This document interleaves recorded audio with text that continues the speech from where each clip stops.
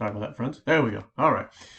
Hey, besties. Good to see you guys. I'm not actually seeing you, and you don't see me because at the moment I've just woken up. It's like a Saturday morning. Hair looks crazy. Still drinking my coffee, so not much in the aesthetic area there. So you don't get to see me for this lecture. So today we're going to talk about sources of artifact and bias. I don't like the term artifact. I like the term bias. We will use the term confounds more than artifact. So just as an FYI, confound and artifact are pretty much synonymous. Let me give you a definition of artifact: an extraneous influence in an experiment that may threaten validity, usually construct validity. As you might know at this point, that's really similar to the definition for confound, which is the term we'll use quite a bit. So it's essentially anything that might impact the study that you didn't plan on or that you have no control over, right? And let me go ahead and say this. If we're starting our notes, let's start it with the fact that there are confounds in every single study ever done forever and ever. Even the studies I do, as much as I'm proud of them, there are confounds. So just kind of keep that in mind. What we want to try and do in our research design, though, is minimize the confounds and try and predict them in ways that we can minimize them, is a good way to look at it. So things we'll talk about, so where do they come from? There's actually a lot of different sources of confounds and bias, not just from the experimenter, but also from the subject as well. So we'll talk more about that in a second, but just kind of a layout of what we'll discuss. So let's start with what we're actually sharing with the participants. Let me throw all the transitions on there. And if you notice in the bottom right, there's an old school TV. Hopefully some of you are old enough to remember what that kind of TV looked like. For those of you who don't, you can consult a history book. But that TV there is going to look one way on this slide, and there's going to be a different TV, a better TV on the next slide. The idea is that this is the problem, and that there's a solution on the next slide. Right? And I'll do that. That's kind of the theme for this PowerPoint. So anything that we give the participants presents a potential confound, right? Likewise, any ambiguity of the script presents potential confound. So if there are 5 people conducting the study, they might actually execute the study in 5 slightly unique ways, even though they're following the same script, especially if the script that they're following is ambiguous or vague. Is a good way to look at it, right? And what this does, these inconsistencies between them create what I like to call as noise. Essentially, they're confounds, or they're biased, but what it does is, using the TV metaphor, it's like static that prevents you from seeing the picture clearly. We want to be able to see the research picture very clearly, and these sort of ambiguities and these potential biases from the materials can really, really create a lot of static, right? And also, too, if the experimenters don't follow the script very well, if they go off of the protocol and don't stick to what's written, this can create bias and confounds in the study that can cloud or prevent us from seeing the actual outcome. What we can do, and see the TV thing, you ready for it? Old TV, new TV, see what I'm doing here? So how do we do this? How do we fix this problem? Essentially, what we do is make very standardized, very explicit procedures, no vagueness.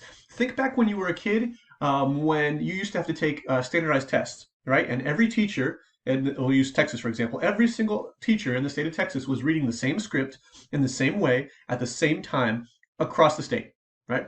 Because they wanted to make sure that there was no potential bias or confound or artifact from the way the teachers gave the instructions, right? And that's why they had to use like a monotonous voice. They didn't try and provide you any encouragement. They just said, fill in the bubble completely. Any bubbles that are not completely shaded will be counted wrong, right? So same thing all the way across the state, rather. We also want to think of what participants might, complications might come up, right? What the participants might say or ask. And this is a tough one, actually. I've done a lot of research with children, elementary school children. And it's very hard to predict what they might say or ask you during the study that could interfere or create some bias. So you really want to make sure you acknowledge this and are prepared for this. Finally, too, that bottom point, you want to make sure that experimenters are clear or encouraged to discuss when they have had to go from the script or deviate from the script. So the very first time I ever guided a participant through a study as a doctorate student, it was a little one. He was a kindergartner. He sat down, I asked him one question, and then bless him, he peed his pants, right?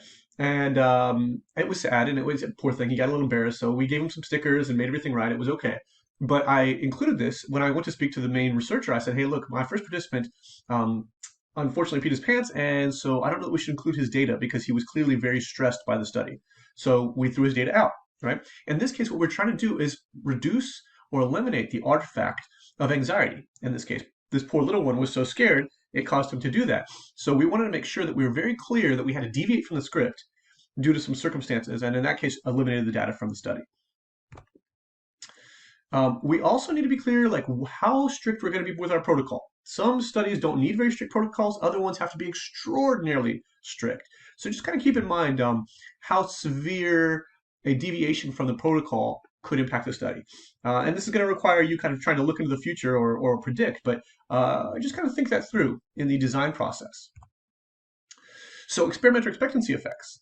I think I don't know if I shared with you in our lectures already, but my wife and I have 4 children. We've been blessed with 4 little ones, 3 girls and a boy. And what's interesting is we found that depending on how we decorate their rooms when they're born, they seem to adopt those interests, right? So with my son, well, actually with all of them, I'm a huge Star Wars geek. So with all of them, there were Star Wars references in their rooms, posters and toys and things like that, and they all adore Star Wars. I'm also a big car guy, so there was cars in their rooms, right? Now they all seem to love cars. The problem with this is it's an expectancy effect, and I've got a little picture there of that's not one of our rooms, but somebody decorating their room for a little girl. What happens is if you make a room pink for a child, there's a good chance that they will adopt pink as one of their favorite or signature colors, right? Likewise, if it's blue or green or whatever. What's happening now, though, is that the parent is accidentally or intentionally shaping the outcome, right?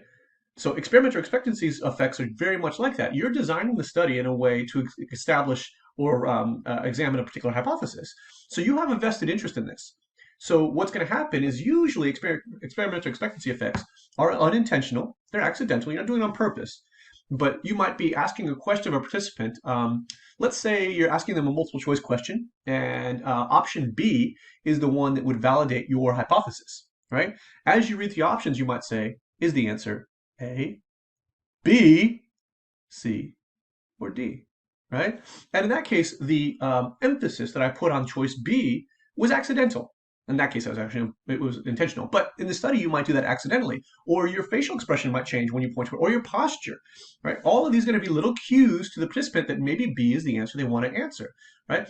And this has been documented as something that can significantly affect the results of a study.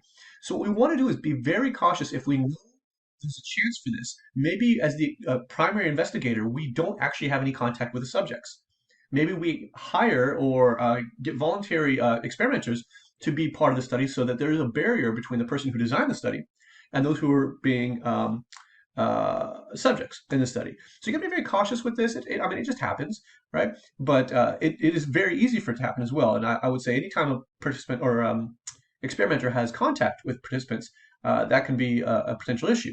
So what do we do instead? And I've got a little room here. This is not one of our rooms, but if you want to go with neutral colors like so, what you're essentially trying to do is make sure that the participant stays blind, as it were, to the outcome or the desired outcome of the study.